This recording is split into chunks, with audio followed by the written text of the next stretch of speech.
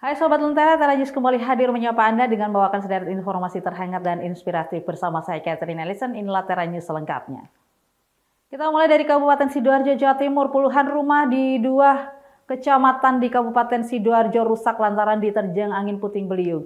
Meski menyebabkan banyak kerusakan, namun beruntung tidak ada korban jiwa dalam peristiwa ini.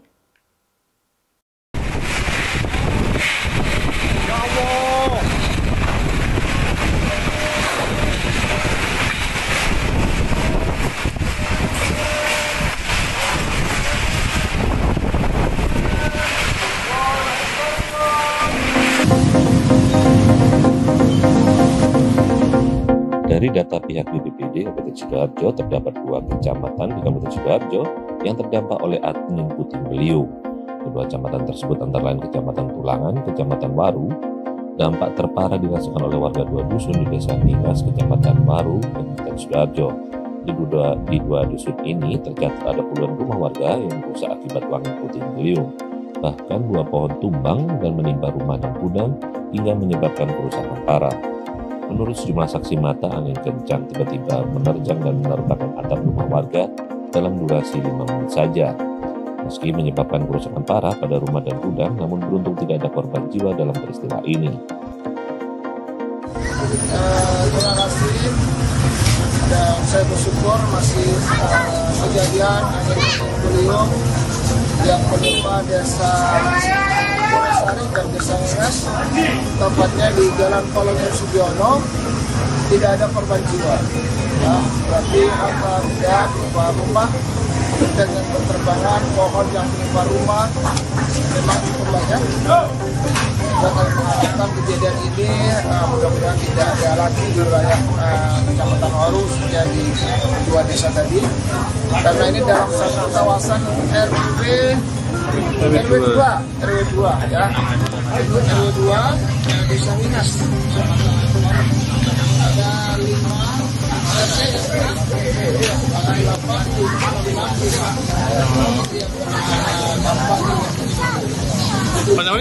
industri yang berat di belakang.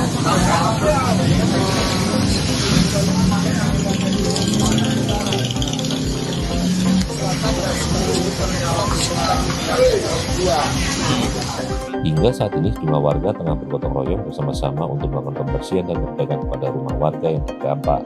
Sementara itu BPBD masih melakukan pendataan, dan juga akan segera menerjunkan personel untuk memberikan bantuan kepada warga terdampak. Alat Sori melaporkan untuk Lentera TV. Kita ke informasi selanjutnya. Saat membenahi pompa air, seorang perempuan di Kabupaten Madiun, Jawa Timur justru terjebur sumur sedalam 12 meter di belakang rumahnya. Proses evakuasi pun berlangsung dramatis. Sekitar 1 jam proses evakuasi, akhirnya perempuan tersebut dapat diangkat dengan selamat.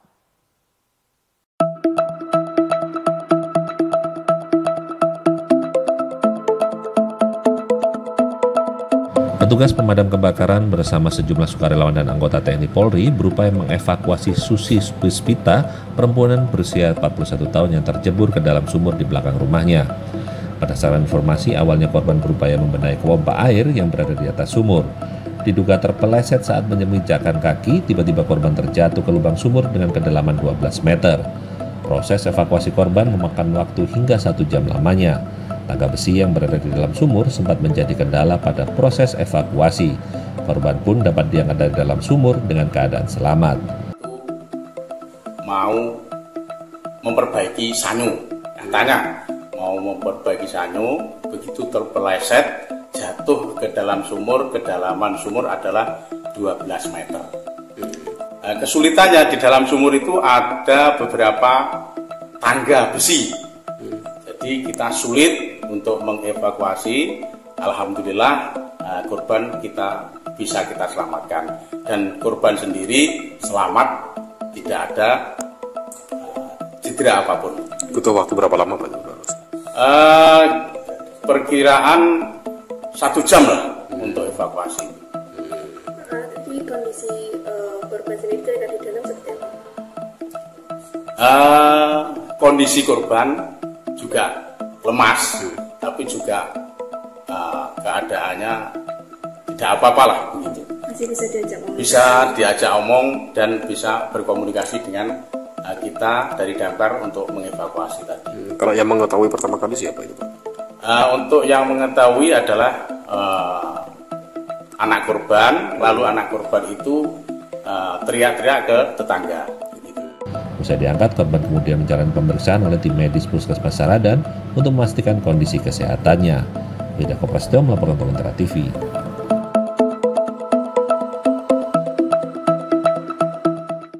Sesaat lagi kita akan membahas tentang resto di Amerika Serikat yang memadukan barbecue ala Texas dengan makanan khas Indonesia. Jadi tetap bersama kami di Tera News.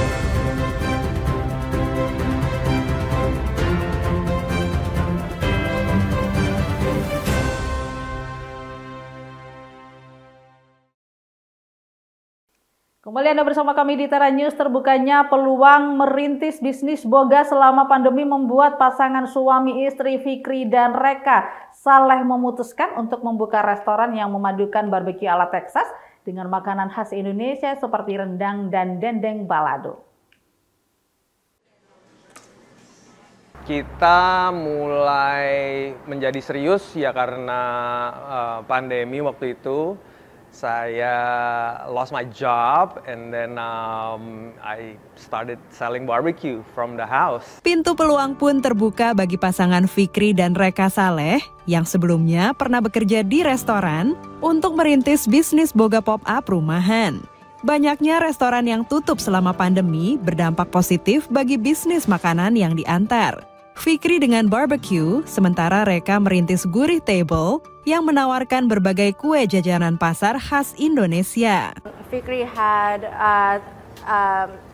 during his orders, there would be leftover brisket, so sometimes I would cook it for our dinner or our lunch into like a balado or something and infuse it in Indonesian dishes. And he was like, oh my God, this is a great idea. Let's collab. And from there we just collab. Hasil kolaborasi mereka melahirkan Fix Q Craft Barbecue yang kini membuka gerai setiap akhir pekan di Alameda, California. Jadi Fix Q Craft Barbecue ini kita market as Indo-Tex Craft Barbecue.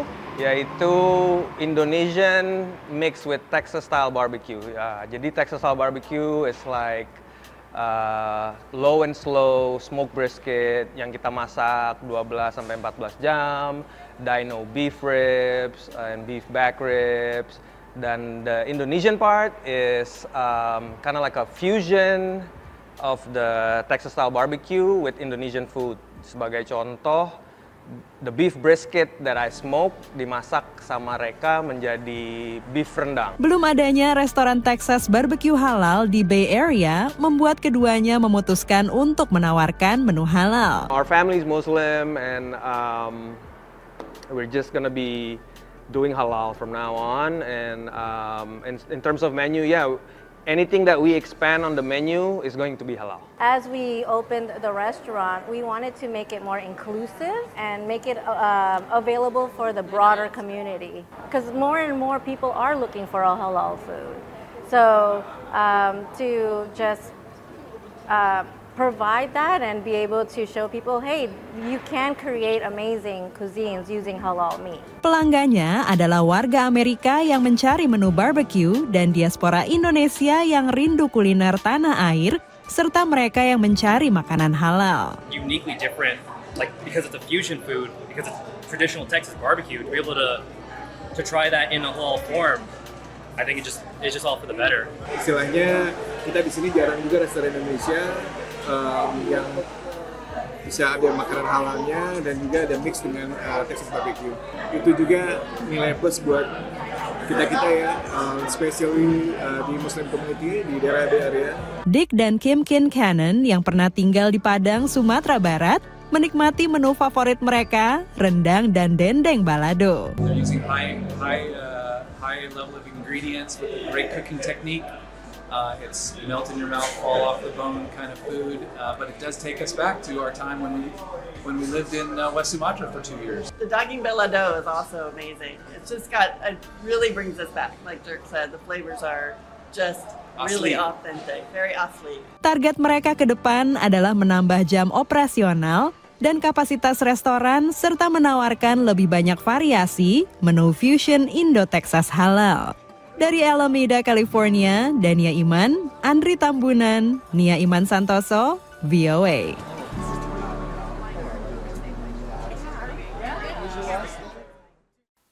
Sebuah restoran Indonesia di Hollywood di Florida menawarkan letupan rasa lewat sajian khas Sumbawa. Hidangan ini ternyata mendapat pasar tersendiri bagi para foodies yang senang mencicipi makanan baru.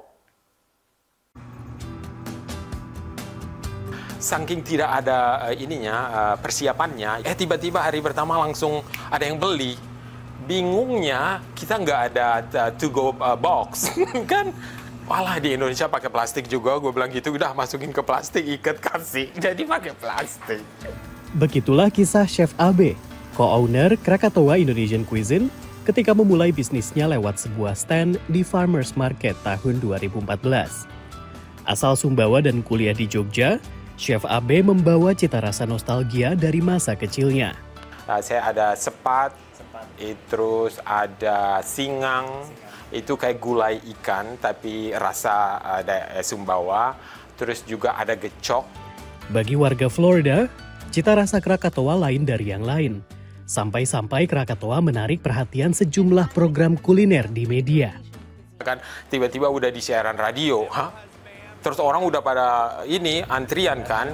Loh, ini kok orang-orang pada ngantri? Saya bilang gitu, oh kita dengar kamu di radio dengan Chef Norman, katanya kamu gini-gini, AB membangun bisnis bersama John Anthony, warga Miami, yang ketika berlibur ke Bali beberapa tahun sebelumnya, langsung jatuh hati pada makanan Indonesia.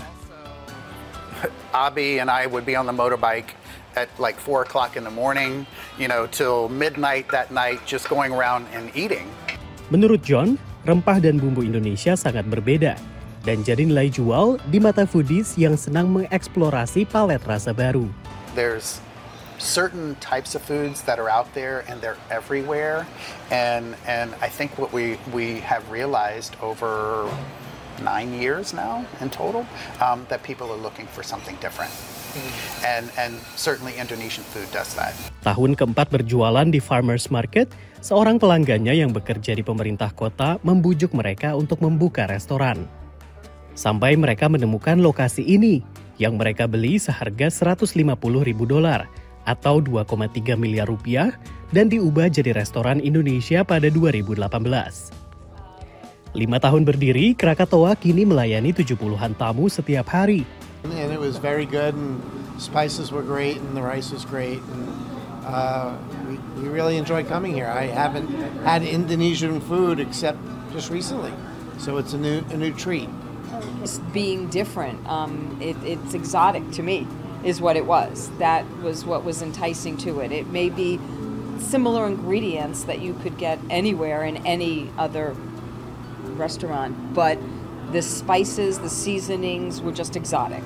Dari Hollywood, Florida, Rio Twasikal, Aryadna Budianto, dan Supriyono, VOA. Dan informasi tadi mengakhiri Tera News saat ini. Anda dapat saksikan kembali tayangan saat ini di YouTube channel kami Lentera TV Media dan website kami lentera.tv. Saya Catherine Ellison pamit undur diri. Terima kasih dan sampai jumpa.